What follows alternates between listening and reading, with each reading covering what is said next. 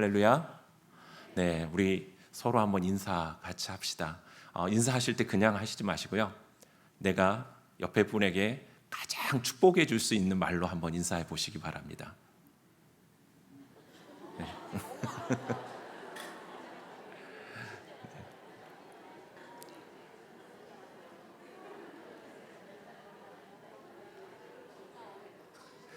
네. 네, 어떻게 축복을 좀 많이 받으셨습니까? 네. 오늘 하나님 앞에 예배하는 모든 사랑하는 성도님들 가운데 주님의 평강의 은혜가 함께 하시기를 주님의 이름으로 축복합니다. 아멘. 네, 우리가 계속해서 로마서 말씀을 살펴보고 있습니다. 특별히 오늘은 로마서 5장 말씀을 통해서 함께 은혜를 나누고자 합니다. 로마서 1장부터 4장까지의 말씀을 우리가 이제 한 마디로 정리해 본다면 이렇게 정리해 볼 수 있습니다. 우리가 어떻게 하나님의 자녀가 되었는가, 즉 칭의에 대해서 이야기를 했죠. 이거에 대한 대답을 5장 1절에서 우리가 사실 찾을 수 있습니다. 그것은 뭐냐면 우리가 믿음으로 의롭다 하심을 받았으니, 이 말씀이 1장부터 4장까지 이야기했던 우리가 어떻게 하나님의 자녀가 되었는가라는 말에 답이 될 수 있죠. 우리가 믿음으로 의롭다 하심을 받았다라는 것입니다. 그리고 5장부터 8장까지 이제 말씀에 등장하게 되는데요. 5장부터 8장까지는 어떻게 신자다워지는가, 성도다워지는가, 그것에 대해서 말씀하고 있습니다. 특별히 5장은 하나님의 자녀다움에 대해서 이야기하고 있습니다. 즉 믿음으로 의롭다 하심을 받은 하나님의 자녀, 그 하나님의 자녀다움이 무엇인가, 그리고 그것을 5장에서 이야기하고 난 후에 그 성화의 삶을 살아가는 그리스도인의 삶의 모습에 대해서 바울은 이야기를 해 나가고 있습니다. 5장은 4장에서 말하고 있는 이신칭의 결과를 보여주죠. 우리가 어떻게 믿음으로 의롭게 될 수 있는가에 대한 답을 4장에서 보여주고 있다면 5장은 믿음으로 의롭게 된 자는 자신을 어떤 사람으로 이해해야 하는가에 대해서 말씀해주고 있습니다. 그리고 4장이 칭의의 방법에 관하여 말씀하고 있다면 5장에서는 칭의의 구체적인 내용에 관하여 말하고 있습니다. 또한 4장이 신자가 되는 그 과정을 설명하고 있다면 5장은 신자가 된 사람의 삶, 신자된 자의 정체성에 대해서 설명하고 있습니다. 그런 점에서 5장은 모든 신자가 그리스도 안에서 자신의 모습을 볼 수 있는 거울이라고 말할 수 있을 것입니다. 본문 오늘 1절부터 11절 말씀은 우리가 전체적으로 봤을 때 크게는 두 부분으로 좀 볼 수 있습니다. 그게 1절부터 5절까지와 또 6절부터 마지막 11절까지 이렇게 좀 나누어서 볼 수 있는데요. 전반부인 1절부터 5절 말씀은 우리가 그리스도 안에서 가지는 소망에 관해서 말씀하고 있습니다. 그래서 이 부분은 다시 칭의로부터 화평, 은혜, 그리고 소망 안에서 즐거움으로 나아가는 구원의 과정을 말하고 있는 1절과 2절, 그리고 환난 가운데도 즐거워하는 이유를 말하고 있는 3절과 4절로 이렇게 볼 수 있죠. 그리고 후반부인 6절부터 11절 말씀은 우리를 위한 그리스도의 대속적인 죽음이 가져온 그 화해에 관해 말씀하고 있고요. 또 이 부분 역시 그리스도의 죽음에 나타난 우리에 대한 하나님의 사랑을 말하고 있는 6절부터 8절과 또 우리를 위한 그리스도의 죽음이 가져온 화해와 구원을 말하고 있는 9절부터 10절까지의 말씀으로 작게 이렇게 나눌 수 있습니다. 그래서 크게는 두 부분으로, 조금 작게 나누면 네 부분으로 우리가 말씀을 나누어 볼 수가 있습니다. 저는 오늘 그 5장 1절부터 11절까지의 말씀을 통해 믿음으로 의롭다 하심을 받은 자의 삶, 즉 하나님의 자녀다움의 삶이 무엇인가 함께 생각해 보며 은혜를 나누고자 합니다. 하나님의 자녀다움의 삶, 첫 번째 그것은 바로 은혜로 살아가기입니다. 은혜로 살아가기, 즉 은혜 안에 거하며 은혜로 서며 은혜로 걸어가는 삶, 은혜로 살아가기입니다. 성도 여러분, 은혜 하면은 무엇이 생각나십니까? 은혜 하면 자녀들 이름을 은혜로 짓는 사람도 많이 있으신 것 같아요. 은혜 하면 무엇이 떠오르고 무엇이 생각납니까? 예수 그리스도의 십자가가 생각나십니까? 아니면 예수님의 그 부활의 그 기쁨과 그 환희와 그 은혜가 생각나십니까? 아니면 나에게 복음을 전해주셨던 그 누군가, 그분의 모습이 떠오르십니까? 우리 그리스도인들에게 있어 이 은혜라는 단어, 참 뭐라 할까요? 사랑스럽기도 하고 따뜻하기도 하고, 때로는 이 은혜라는 단어를 통해 나의 마음을 자극해서 눈물을 흘리게 하는 그런 말이 은혜인 것 같아요. 우리 그리스도인들에게서 이 은혜라는 단어를 빼놓고는 우리 그리스도인들의 어떠한 정체성과 모습들을 설명하기가 어려울 것입니다. 그래서 우리가 은혜로 살아간다라는 것이 우리 그리스도인들의 삶에 있어서 얼마나 중요한지 모릅니다. 그래서 먼저는 우리가 이 은혜의 중요성을 알아야 돼요. 은혜라는 것이 왜 나에게 이만큼 중요한가? 오늘 2절 말씀에 보면 우리가 믿음으로 서 있는 이 은혜에 들어감을 얻었으며 라는 말씀이 나오고 있죠. 바울에게 이 은혜라는 용어가 굉장히 중요했습니다. 왜냐하면 바울은 이 은혜로 하나님께 나아갈 수 있고 이 은혜로 설 수 있다라는 것을 강조하고 있기 때문에 그렇죠. 우리가 잘 알고 있듯이 이 은혜가 무엇입니까? 은혜란 하나님께서 아무런 조건 없이 불순종하는 피조물을 위해 베푸신, 친히 간섭하셔서 베푸신 그 호의를 말하고 있는 것이죠. 은혜가 아니면 믿음으로 의롭다 하심을 받을 수 없습니다. 즉, 우리가 무엇으로 구원을 받았습니까? 우리가 믿음으로 의롭다 하심을 얻었지만 이 믿음을 통하여 구원을 받을 수 있는 이것을 허락하신 그것이 바로 하나님의 은혜죠. 은혜.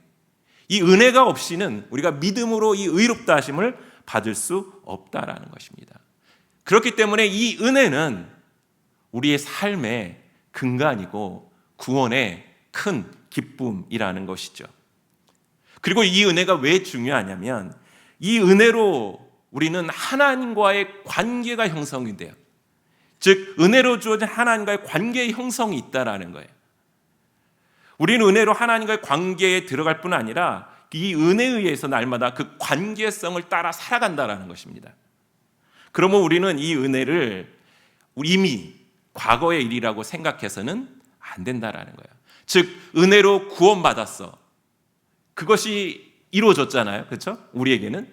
그렇기 때문에 이 은혜는 과거에 있었던 일이야. 이렇게 생각하며 살아가서는 안 된다라는 거예요. 왜냐하면 지금 이 순간에도 우리는 그 은혜로 살아가고 있기 때문에 그렇습니다. 내가 매일 누리는 그 공급의 은혜들, 나의 수고에서 오는 것 같지만 이것이 어떻게 나에게 주어진 것입니까? 나를 복주시기 위해서 하나님께서 은혜로 선택해 주신 하나님께로부터 온다라는 사실이죠. 또 내 삶 속에서 아무리 우리가 정말 훌륭한 어떠한 성취를 이룰지라도 그것은 하나님이 나를 통해서 은혜롭게 역사하시기 때문에 그러한 성취도 나에게 온다라는 사실입니다. 그래서 우리는 은혜로 살아가고 있는 것이고 은혜 안에 서 있다라는 것이죠. 그래서 은혜가 나의 온 삶을 뒷받침해주고 있는 거예요. 그래서 은혜가 나를 지금까지 안전하게 인도하셨고 또 지금도 인도하고 계시며 앞으로도 인도하여 우리가 하나님 앞에 가는 그 날, 그 본향까지 이 은혜로 하나님이 우리를 이끄신다라는 것입니다. 그렇기 때문에 우리가 은혜로 살아가야 돼요.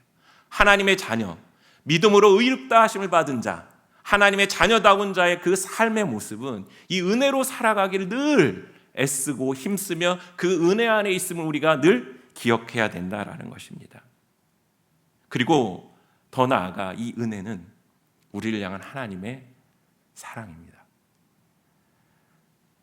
우리를 향한 하나님의 그 사랑의 확증, 오늘 8절 말씀에 나와 있죠. 우리가 너무나도 잘 알고 계신 말씀입니다. 우리가 아직 죄인 되었을 때 그리스도께서 우리를 위하여 죽으심으로 하나님께서 우리에 대한 자기 사랑을 확증하셨느니라. 이게 은혜죠. 이게 은혜. 사랑하는 성도 여러분, 여러분은 은혜로 살아가고 계십니까? 은혜 안에 거하고 있으며 은혜로 서며 은혜로 걸어가고 있습니까? 아멘이십니까? 예. 그러면 은혜로 살아가긴데 은혜를 받았고 그 은혜를 기억하며 그 은혜의 근간으로 우리가 살아가는데 그 은혜를 어떻게 흘려보내고 있으십니까? 네.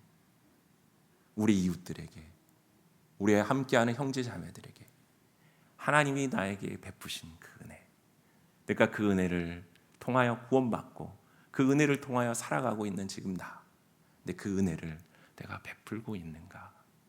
어떠십니까? 그리고 하나님께 그 은혜에 감사하고 있으십니까? 나의 성공도, 나에게 주어진 모든 것도 하나님의 은혜입니다. 하나님 내 은혜로 살아갑니다. 제가 말씀을 준비하면서 제가 한번 이렇게 되돌아봤어요. 은혜 아닌 게 있는가? 우리가 찬양은 잘 부르잖아요. 모든 것이 주의 은혜 이렇게 찬양하지 않습니까? 진짜 모든 게 주의 은혜라고 고백할 수 있는가? 우리의 삶에 은혜 아닌 것이 없음을 우리가 고백하는 삶, 그것이 은혜로 살아가는 삶임을 믿습니다. 그러기에 그 은혜로 살아갈 수 있는 성도님들 한 분 한 분 되시기를 소망드립니다. 두 번째는 무엇이냐면 화평을 누리며 살아가기입니다. 화평을 누리며 살아가기. 1절 말씀 보면 그러므로 우리가 믿음으로 의롭다 하심을 받았으니 우리 주 예수 그리스도로 말미암아 하나님과 화평을 누리자라고 말씀하고 있죠.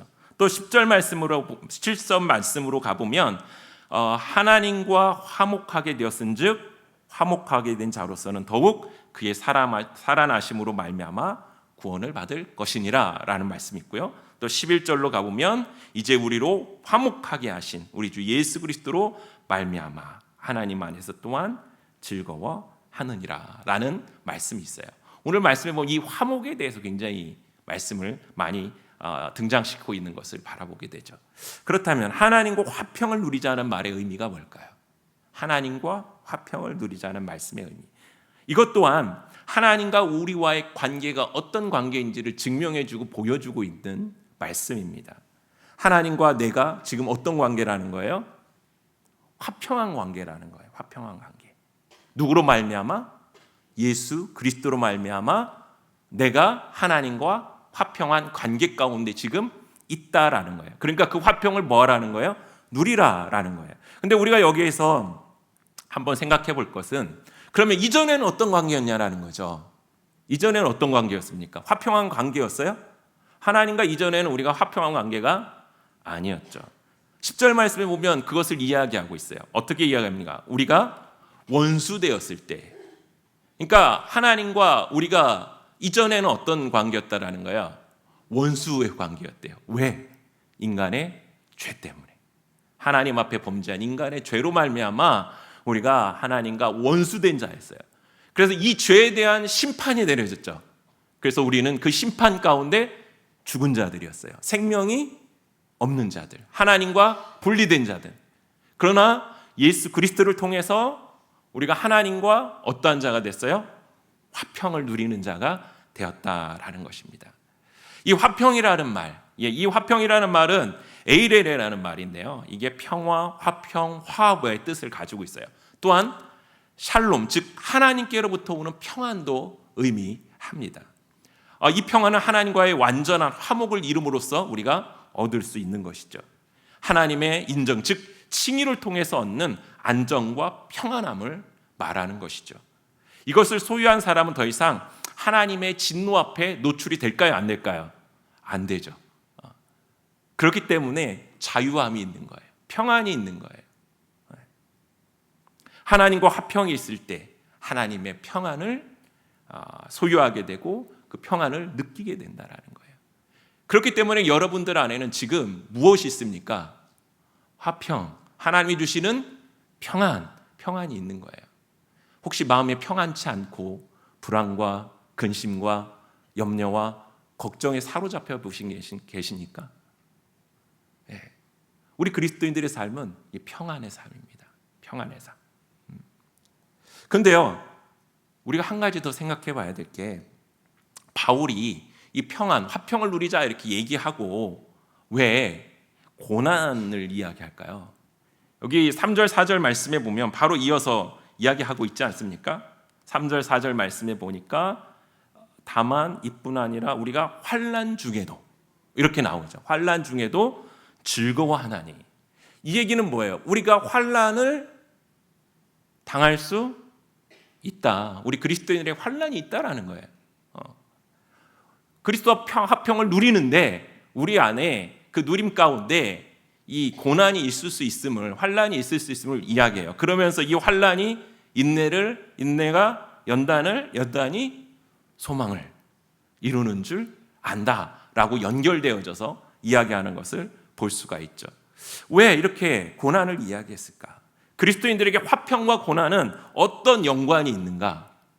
이것을 한번 생각해 보았으면 좋겠습니다.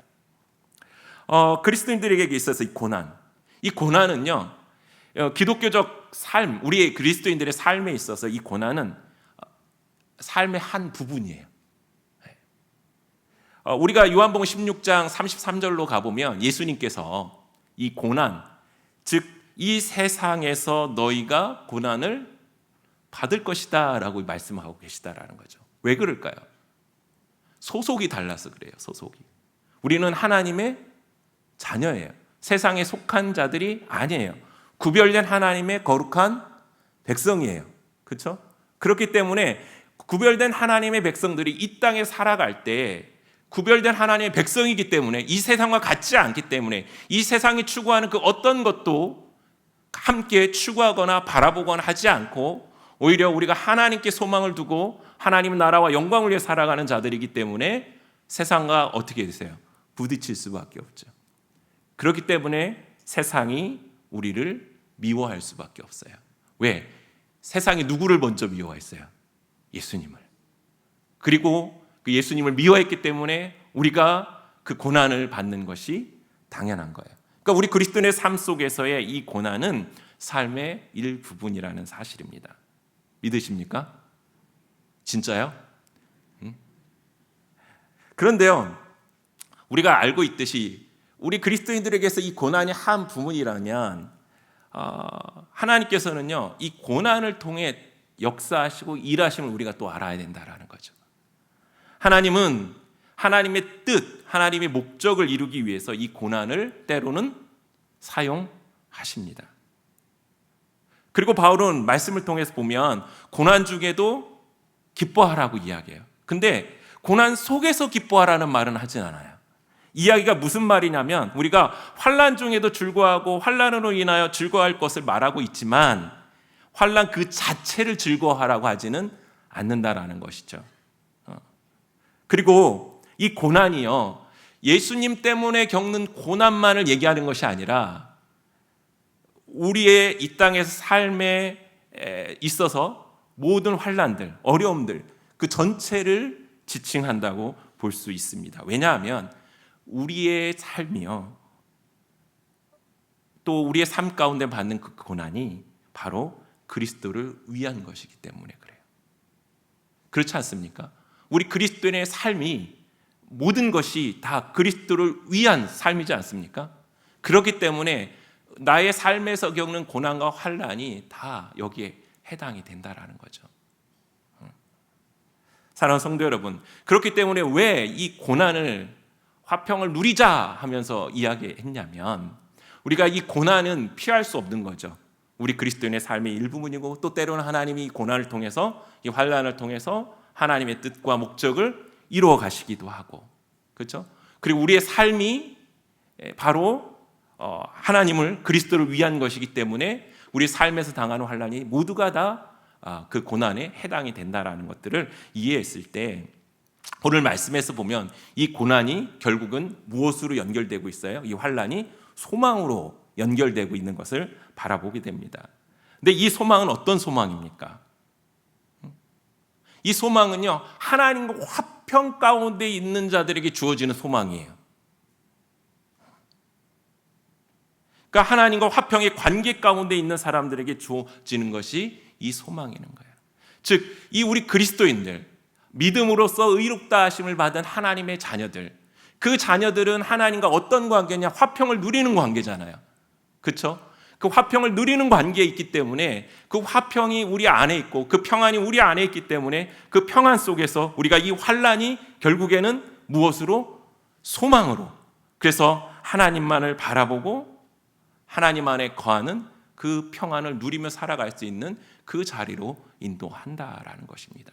그렇기 때문에 이 환난이, 이 고난이 우리의 아픔과 고통이 아니라 이것이 인내에서 연단에서 소망을 통해서 하나님께 영광을 올려드릴 수 있는 그 자리로 나아갈 수 있음을 이야기하고 있는 것입니다. 그렇기 때문에 우리가 이 화평을 누리며 살아가는 삶, 이것이 하나님의 자녀다운 삶의 모습이라는 것입니다. 여러분들 화평을 누리며 살아가십니까? 아멘? 아멘이 좀 적으신 것 같아요. 내가 평안하다, 하나님 화평합니다, 하나님께만 소망이 있습니다, 이렇게 우리가 입술의 고백과 믿음의 실천이 있어야 되는데 우리 입술은 때로는 불평과 불만과 어떻습니까? 어떤 말이 더 많이 나오세요? 이제는 바뀌었으면 좋겠습니다. 화평을 누리며 삽시다. 아멘. 세 번째는 하나님을 자랑하며 살아가기입니다. 하나님을 자랑하며 살아가기. 2절 말씀에 보면 또한 그로 말미암아 우리가 믿음으로 서 있는 이 은혜에 들어감을 얻었으며 하나님의 영광을 바라고 뭐라고 이야기해요? 즐거워하느니라 라고 이야기하고 있고, 11절 하반절 말씀에서도 주 예수 그리스도로 말미암아 하나님 안에서 또한 뭐하라고요? 즐거워하느니라 라고 이야기하고 있습니다. 이 즐거워한다라는 말이 여기 이제 등장하고 있지 않습니까? 2절과 11절에서 이 즐거워한다라는 말의 뜻을 좀 살펴보면, 언어적인 의미를 들어가 살펴보면요, 이 즐거워한다라는 말이 즐겁다라는 뜻도 있지만 자랑한다, 또 자랑 삼아 말하다라는 뜻도 갖고 있습니다. 그렇기 때문에 이것은 무엇을 의미하냐면, 표준 세번역 성경으로 2절 말씀을 보면 하나님의 영광의 자리에 참여할 소망을 품고 자랑합시다, 이렇게 표준 세번역에서는 번역을 하고 있어요. 즉, 우리가 의롭다 하심을 받은 하나님의 자녀로서 우리가 하나님의 영광을 위해 참여하기 위해 하나님의 영광을 바라보면서 무엇을 하라고요? 하나님을 자랑하십시오. 하나님의 영광을 자랑하십시오. 즐거워한다라는 말, 이게 기뻐하고 자랑한다라는 말이에요. 자랑해야 될 이유가 어디 있을까요?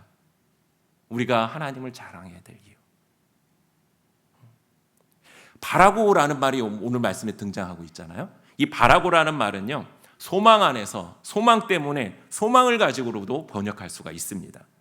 즉 뭐냐면, 구원받은 사람이 이미 영원한 구원을 얻기 위해 필요한 것들을 이미 우리는 어떻게 했어요? 보장받았다라는 거예요. 다른 어떤 노력도 필요 없다라는 거예요. 왜? 믿음으로 의롭다 하심을 받았기 때문에 이미 보장된 하나님의 구원의 은혜가 우리에게 있지 않습니까? 그렇기 때문에 그 소망 가운데 있는 구원받은 성도가 하나님 안에서 그 구원의 은혜를 기뻐하며 그 구원을 자랑하는 것, 그것이 우리의 삶의 모습이 되어야 된다라는 것입니다. 우리의 자랑, 기쁨이 예수로 말미암아 주어진 하나님의 영광에 대한 소망에 근거하고 있다라는 거예요. 그래서 믿음이 우리에게 소망을 주었고 이 소망이 우리의 모든 자랑이나 기쁨의 근거가 된다라는 사실입니다. 그래서 하나님을 자랑해야 됩니다. 성도 여러분, 하나님을 얼마나 자랑하십니까? 보니까 우리의 삶에서 뭔가 내가 이렇게 좀 이렇게 취하게 되면 그걸 많이 자랑하잖아요. 심지어 뭐 핸드폰 하나를 바꿔도 나 이번에 새로 나온 폰으로 바꿨다, 이렇게 자랑도 하고, 그렇죠? 남편분이 옷을 하나 사줘도 이거 우리 남편이 사줬다 그러고, 반지 하나 사주시면 이렇게 괜히 이렇게 머리 잡고 이렇게 쓰다드시면서 이거 알아주길 바라고 그러면서 막 자랑하시잖아요. 그런데 정작 영원한 소망, 구원의 은혜를 주신 우리 하나님 얼마나 자랑하고 계십니까? 너무 귀에서 이렇게 감춰두고 있지는 않으세요? 누구에게 보일까봐, 하나님 뺏어갈까봐 그렇지는 않으시죠? 우리가 하나님을 자랑하는 자 되어야 됩니다. 믿음으로 우리에게 이 소망을 주셨고 또 이 소망이 모든 자랑의 그 기쁨의 근원이 되기 때문에 이 구원의 기쁨과 은혜, 하나님을 자랑하는 것, 그것이 하나님 자녀다운 삶의 모습이라는 거예요. 오늘 말씀을 통해 하나님의 자녀다움 세 가지, 은혜로 살아가기, 화평을 누리며 살아가기, 또 하나님을 자랑하며 살아가기. 어떻게 보면 이게 이상적인 이야기라고 우리가 말할 수 있을 수도 있을 것입니다. 그러나 이건 이상적인 이야기가 아니에요. 하나님의 자녀인 우리가 살아가야 될 필수적인 삶의 모습이라는 사실을 기억하시고 오늘 말씀을 통해 하나님이 주신 은혜를 붙잡고 은혜로 살아가고 하나님과 화평을 누리며 살아가시며 또 하나님을 자랑하며 살아갈 수 있는 저와 여러분 되기를 주님의 이름으로 축원드립니다.